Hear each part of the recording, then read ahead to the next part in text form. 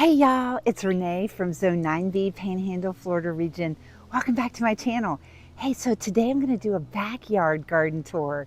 So exciting. I have some people who stop by my yard sometimes and say, oh, I love your front yard. But I think the secret garden's more in the back. So let's go ahead and start over here off my porch area. Of course, is that beautiful Magno no Sato. And then that I potted up. It seems to be doing well here, not terrible, so I'm happy. And then over here are the two camellias that I recently potted up in a video, and they are doing great. And then I picked up a multi-pack of pentas I'm going to be putting in the ground real soon, and some Lowe's discount geraniums. This one that I bought just like a month or so ago is doing so great in this pot. I got to get those other ones. I bought some more terracotta pots that I'm going to do for it. This one over here is a quince that I got from Proven Winners as a replacement plant for one that didn't make it through the winter. I had gotten a lilac and they said it wasn't in my zone, but they made a one-time exception, thank you so much, to send me out another one of one that will grow in my area. So this is a non-fruiting quince, but it is a beautiful peach flower, so I'm going to give it a try. This is my desert rose, and then there is, I'm not sure what this is because it's more like in the houseplant zone, but looks like it might be in the aloe vera region. It was a gift, actually, to my daughter, but anyway, we're going to move on from that. And then this is my, is it a kumquat? I think it is a kumquat, but it has a few pieces of fruit left on it. And they're a little bit lemony in their taste. Sorry we've missed most of the show with Boscabelle, but I do have one blossom here. She is my favorite scented rose of all my David Austin roses, really all my roses in general. She smells amazing. Onwick has moved on, but hopefully I can say this right, Desdemona is still putting on some beautiful blossoms. Starts off as this kind of really pale blush and lightens more to a white. But she is amazing in its scent too. Subtle but beautiful.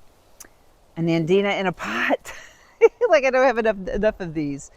Over here are some pink knockouts, great for bees because they're more open and not so petaled. And then there is my dragon, my friends. Whoo-wee. So sexy. Love it. Oh my gosh. All right, and then I have some holding stations over here of some plants. Like I think that might be some sort of a panicle hydrangea in there. I got some vines, jasmine. I still have some of my Amazon purchases for camellias that are loving their life in a pot. This is a baby kumquat that I grew from a piece of fruit. And that's how this one actually wound up growing, was I took a fruit, busted open it, put the seeds in a pot, and it just grows on its own roots and does well here. I think this one's a water chestnut. This is my one lone peony that seems to be loving life in this little pot and hated it in the ground. These are my last two dahlias that have not gone ahead and leafed out, but I can't complain, man. Their roots are still firm, so we're still holding out for that. I cannot grow garlic, at least not in these containers. They're not loving me, so we're not doing garlic again. Hey, here's some of those little pups from that little one on the table that are growing and doing great. I need to get more pups off of it. It has a bunch more. This one here is actually a mulberry tree that I propagated last year. And I think when I looked at here in the pot, yeah, can you see that? It's growing fruit on it too. So it needs to go in the ground. I'm going to put it over there where those little holly looking bushes I dug up from the backyard and put down by the corner of the road. And then this is so exciting. Oh my gosh. My heliotropes are getting ready to flower. Look at that. So this is a beautiful crab apple here, but we need to get it in the ground somewhere. I've actually had it several years in a shady spot, and this is all that it's grown. I've had crab apples in the past, but storms usually take them. All right, so here's this is community garlic here, more of the lirope, or they call that not monkey grass, but definitely a grass that loves Florida, shade or sun. And then over here was really the last of my special birthday purchases for me. And these are really itsy bitsies, but they are gorgeous. And this is called floss flower. Got it from Pensacola Seed and Garden as a 3-pack. But one of them unfortunately perished due to my own poor watering practices. But these are just looking amazing. And they just keep flowering. I can't say enough about those. All right, and so now we're going to come over here. And this is the Ryusin I took the baby from that I propagated and put in the front yard. But oh my gosh, it is unbelievably huge. Turning into ground cover, my friends. Definitely love this tree. Love the weeping star-like shape. It is just absolutely glorious. Orange Dream, not loving its life because I need to do some pruning on this oak tree here, but we will take care of that. And then I have a lot of my daughter's houseplant collection, which is now back outside finally. So this one is like the Miami, it's a little parachute one, Japanese maple. But these usually stay here all summer. If I can get an Etsy store up and running and doing well, these are so easy for me to propagate. I need to sell some of them, get some cash to be buying some more plants for my yard. This one is my favorite Akane for springtime blossoms. It's very beautiful, peachy orange. Blue whale hosta. So I know I've said before, hostas don't do great here in my yard, but I'll be surprised if it gets any bigger than this. This is what they do for me. They pretty much look year after year the way I planted them on year one. So I will show you some more of my hostas that at least pop back up again, but I don't know how they're doing. I need to put some of that slug medication around them though, because they're getting eaten alive by these slugs that I have, and they are monsters here in Florida. All right, here I have a Chinese yew. Here is Geisha Gone Wild. Now going back to green, so I'm a little late on the tour here to show you her pretty pink and red strap leaf like Manu no Sato. This is one of my Nishiki, I think it's a Zumi Nishiki. And then this is white peaches over here. Oh my gosh, I am loving this tree. And look at the variegation on that leaf. That is just amazing. I have a wisteria, which I would never recommend planting in Florida because it just grows wild. I have an aloe vera plant for those occasional burns. This is my Emmett's pumpkin. Loving its life here. A beautiful full moon type of leaf that actually loves it here. So it's gorgeous. And then here is one of my top 5 Japanese maple trees. And yes, it will grow here, and I cannot believe it does. This is Moonrise. Drum roll, please. Amazing. Oh my gosh, look at that. That is just so beautiful. And it's actually growing a little bit each year, which I cannot complain. Oh, I just love this tree. It is gorgeous. Okay, so over here I have clematis. And I had 3 clematises. They made it in a pot to year 3, and then 2 of them died. So I said, you know what, we're just going to put you over here and hope for the best. But it does get a lot of shade, and then on its roots, and then it grows up, of course, towards the sun. But this is on the side of a fence here, so it is going to be getting a lot of afternoon shade. And then here's some passion flower vine that just grows everywhere, pops up everywhere, grows everywhere. My neighbors probably have it now. But I don't really have a proper place. But they are a host plant for the Gulf fritillary butterfly. So if I have a spot that's not being adversely affected by it, I will go ahead and leave it there just for them. This is a yucca in a pot. Not crazy about yuccas, just saying. Um, Here's some of the mother plant of the pink crepe myrtles that I have, and it is quite large. Over here we have usugumo, batwing, uh, and it is gorgeous. It probably needs another home though, because this beautiful tree gets beautiful kind of brownish new flowers, but in this really, really shaded area, it doesn't get much at all. But it is still living and it is still beautiful, so I cannot complain. Oh, let's add some more lily of the Niles to my total from the front yard. And there are a few lilies back there. I have a yellow knockout that's not loving its life in this location because it's just too shady. I have another loquat in here. And then over here, I have my citrus tree. It is a satsuma. It has a lot of little babies on it right now. So thrilling, because these are the best oranges that I think anybody can grow. Let me just tell you. And all my wild animals know it too, actually, because they will come and they will eat all of them before I can get them. So this year I'm going to be smart about it. They can have some of the oranges from my backyard that really are great too, but they don't seem to want to go to. And then here is all my dahlias. They are amazing. I need to really put some slug bait around these guys too, but we will probably do that. I had some slugs eat some of these completely to the ground, but fortunately it looks like they're going to have enough energy left in their bulbs to throw up some new shoots. So I think this was one of them that was almost eaten all the way to the ground. But they're looking gorgeous.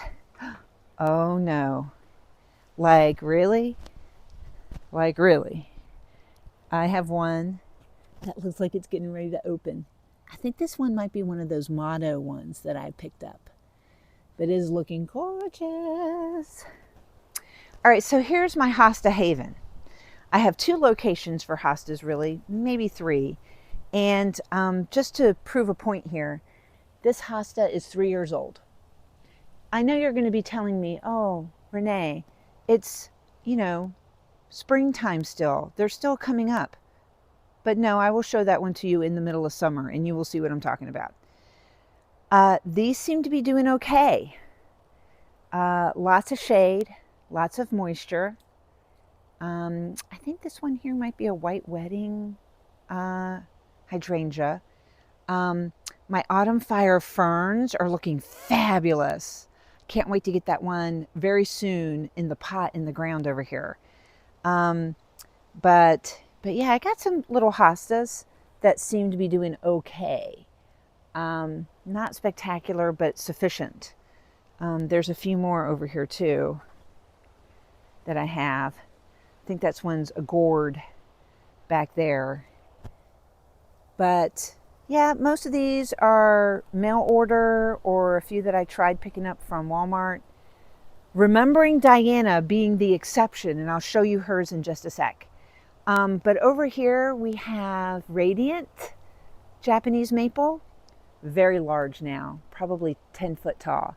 Elegance is probably about the same back here. I need to probably prune a limb or two because they do better color when there's not so much shade. And then here's one, I think it's like falling stars or shooting stars hydrangea. Fabulous for our area. If you can find this hydrangea, buy it now, because this one is, and I can propagate this one so easy and it lives everywhere in my yard. This is the one hydrangea I cannot go on more about. It is gorgeous, it is beautiful, and it loves its life here in Florida. So if you live here in the Panhandle region, you need to be mail ordering this one, because I only found it once at Lowe's and I'm so glad I bought it when I did. This one is Endless Summer. It does do okay for me in Florida in certain areas. Some areas, not so much.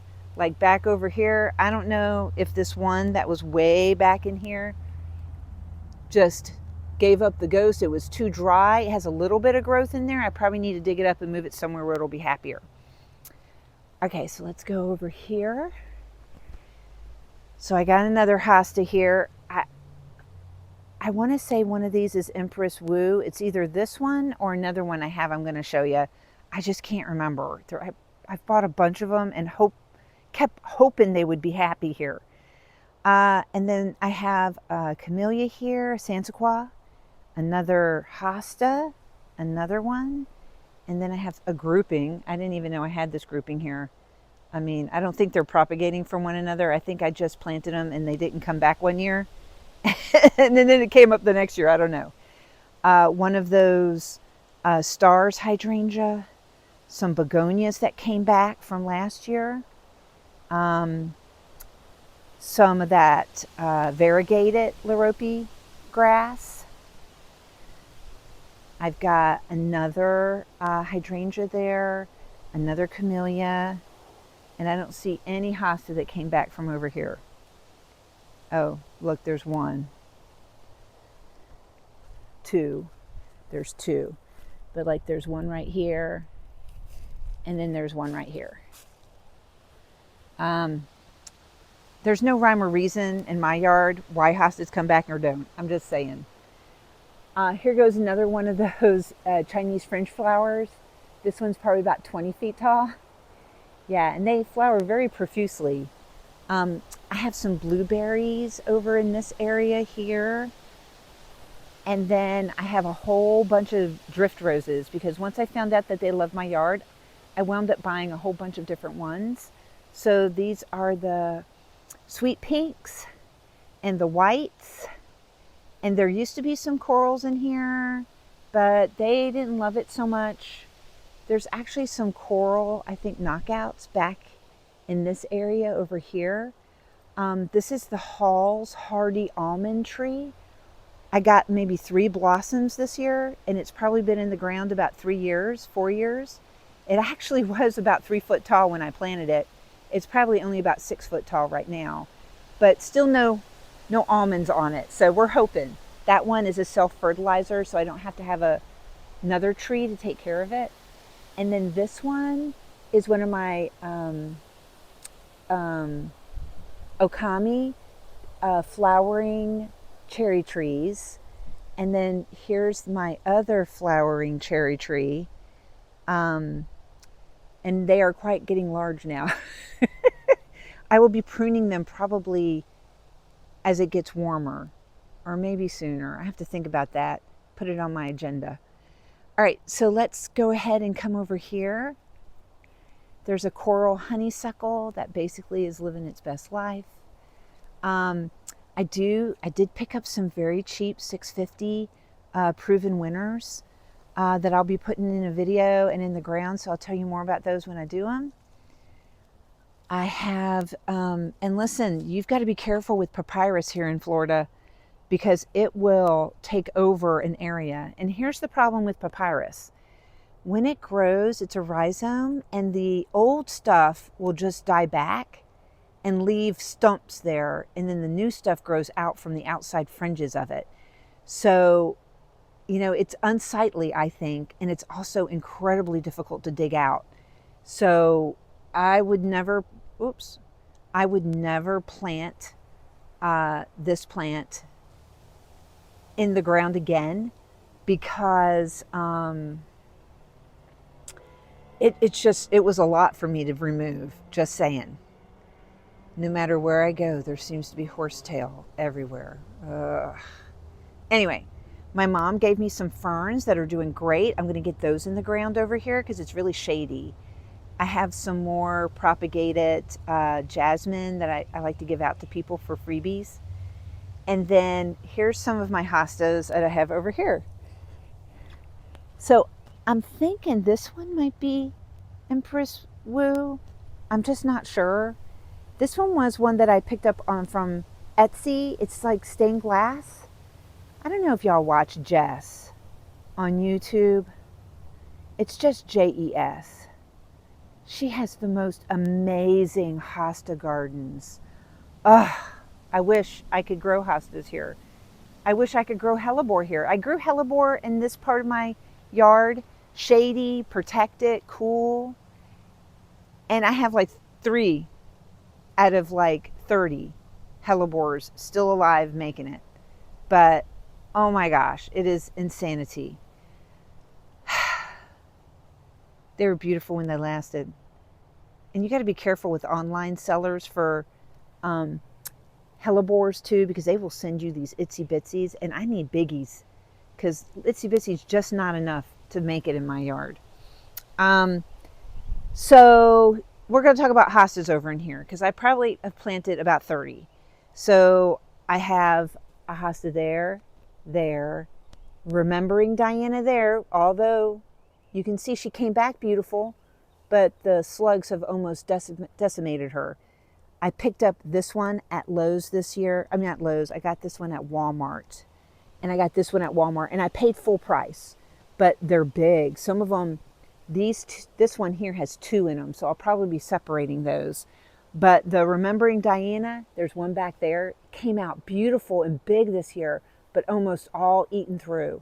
I'm going to put that slug stuff down because they are, I'm saying the slugs are outrageous. But here's one of the Remembering Diana's, and she looks like she's big enough where I could propagate, split her up. I'm not going to, but that one loves my yard. So I will be doing that in the future, getting more of those, I think. This actually has false ginger that's all planted in it, but won't come up till summertime. And I actually have a whole bunch more of that over here that I propagated from 2 plants that I bought last year. And I'm going to be planting those up in the garden too. Before we leave this particular area, I want to just show you my big red over here. I think this is bloodgood. And there's an emperor that's tucked in over here, but not quite as big, but they are just gorgeous. What great shade for our window area too. Blueberry bush has blueberries on it. If I can get it to focus. Maybe if I put my hand in the picture, right? There we go. There's our blueberries. And then I have wild blueberries too that are over here. Oh, these are bigger actually. You see those. But these give off little tiny black ones, little buckeye, like little ones. Let me see if I can see any. There's like one trying to grow in there right now. There's a few more. Those have a really powerful punch. All right, this is one of my areas I gotta clean up. So I got a bunch of this little viney stuff growing. I gotta get them off my blueberries. They will grow all over the roof. And when you dig them up, they have potato roots. They look like a big potato. I wonder if I could eat them. All right, so here is our beautiful arbor and gate we put up. Just to let you know, we ordered a second one to go on the other side. We love it so much. But that's going to be a summertime project. So over here is a knockout rose. This is my fig. I don't ever get any fruit off the fig because the animals come. I think there's a bear that comes and eats them too. This is the Shady camellia. I'm propagating a bunch of those right now off of it. These are 2 hydrangeas, but I don't think they're a French macro hydrangea. I don't think they're happy. I'm going to prune them back and then we'll see where we're at in the summer. Pretty dry spot. I know because I planted the Texas sage here and it's actually looking happy. I was digging out edging yesterday off camera, and I was noticing how sandy this area really is through in here. But yeah, that is one of my old heirloom climbing roses. There's another Nandia. There is one of my awesome Korean maples, the Nishiki. Over here is one of my new David Austin roses. Look at that. Look how big that is. Oh my gosh. That is just so amazing. I'll probably remember as soon as I turn off the camera, but she does have a girl's name. I remember that. But that is amazing. Oh my gosh. All right. Oh, sorry, my friend. You're going to break off. Oh my gosh. I I think you did break off already. That's why you were drooping. That's okay. Because guess what? We're going to bring you inside. Oh, yes, we are. Sometimes you guys just stop, smell these roses. Oh my gosh. Amazing. All right, so we're back now, and we have sycamore, and then we have heartbeat. Oh, showing off. Gorgeous. Heartbeat Japanese maple. And then this is Elizabeth. Oh my gosh, she is even more than what I was hoping for. I don't know if you can see the beautiful color on this, but she is just outrageously gorgeous. Love it, love it. Now this is one of the areas I'm going to be cleaning up, but just to let you know. There's Gentle Hermione over here, Rose. There's a Munstead Rose, and then there's an Emily Bronte over there. A little hard to get in there without probably tripping. When this is cleaned out better, I can go in there and show y'all. This is Heritage. I am really looking forward for Heritage to start blooming. I can't wait to smell that one. This is my Hannah Matoi Japanese maple. It has grown crazy. Wish it was all this color like it's supposed to be, but you know what? It's still a very beautiful weeper, so I can't cut leaf weeper. I just can't complain. Makawa over here. There's one of my climbing heirloom roses. That is another Korean maple here. Love this variegation. Oh my gosh, look at that. It's going to turn to a beautiful tree. I got some more hydrangeas kind of tucked in here and there. This is the, what is it? It has a really sweet banana scent flower. It's a type of magnolia, I think, or at least in that family group. I just can't remember, but it smells like candy banana. This is Beautyberry here, a volunteer in my yard, and I've left it. It has great berries. You can eat them. Birds love to eat them too. I figure it's filling in a good spot that's going to be hard for me to take care of, so I said go for it. This is the elephant ear forest that I have growing in here. Some volunteer maples that need to be removed. This is my Blanchard magnolia. So it's dropping its leaves. That's when it normally will lose its leaves, in the springtime, early summer. This is my other orange that I have. And I know it's got a lot of little fruits on it. I saved this tree from trunk rot. I'm so proud of myself. I have one hydrangea down here that's an endless summer that made it. But I did have 3 others that didn't make it. There's one little begonia trying to live its best life too. Okay, so let's go ahead and go down here. So this is a viburnum here. I have one here, right here, and then I have another one right over there. It's a little hard to see, but it's right there. Bloomed once or twice for me. Really the biggest disappointment in a snowball bush tree that I could expect. But it is what it is, right? I try pruning it and then it doesn't like it, and then I don't get any blossoms, so we're just letting it go now. Rainbow Japanese maple. This one, I can't remember the name too. I know I put it in a different video, but really love this one. It has beautiful peachy leaves when it comes out too. I have a lot of carex grasses that are all in here. I do have some more Nandia, 1 and 2. And then over here is a native azalea. Some more, these were actually Amazon hostas, but I can't believe they've come back. I have another native azalea here, another one here, and another one over here. Not really a lot of blossoms this year, unfortunately. And then I have another native azalea here, and they range in flowers from pinkish red to orange to yellow, which are unusual azalea colors traditionally for me. More carex grasses, volunteer carex grasses, volunteer larobe grasses, and then I have hydrangea highway all in here mixed in with my dusty millers. So they are looking great.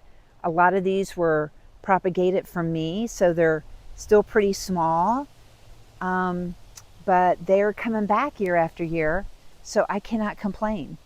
There are a few different varieties in here, but of course the one that loves its life is that stars one that just grows outstanding in our area. Here goes another one. But there's some endless summers in here too that are looking pretty happy. And then along the back fence, I have my hedge of camellias looking great, better than ever. And I think that was because I put that soaker hose back here, so when we're dry, I just run that once or twice a week, and they just seem to be doing great. Some giant, literally giant cast iron plants, more than 3 foot tall, I would say, behind them. I put that there so that in case we ever need to replace this fence, which is probably going to be sooner rather than later, there won't be anything here we have to worry about. I mean, it's okay if some of the cast iron plants don't make it, because my gosh, I have a ton of them. And these have probably been here for about 5 years. And then back here, the bamboo in the pots are doing good. Looks like I got some baby popcorn tallow tree seedlings that need to be pulled out of those, though. I'm glad I did this little tour with you. And then back here is kind of my composting region. It used to be where we would feed raccoons and things, but bears would tear down our fence, and I got tired of repairing the fence. So we just left up the gated area to keep our dogs out of it. And I'd just be throwing stuff over here now. There is one little lonely azalea, a white azalea that's back in here, trying to avoid that. And over here is a vitex tree, which is not living its best life because of all the other trees and bamboos that have grown up over here. And then this is eye candy, but doesn't have the pretty variegation that the front yard tree had. And again, I think this tree just needs more sunlight in order to do well. Over here, I have some canna lilies that I'm going to dig up and put somewhere else, more sunny. And I think that concludes my first backyard official garden tour. Wow, I'm glad you hung around with me. I hope I didn't go too fast, or, if you have suggestions for me on how to do this better, this is my first one really, let me know. But I hope you're able to go out and make something beautiful in your world today. And bye, y'all.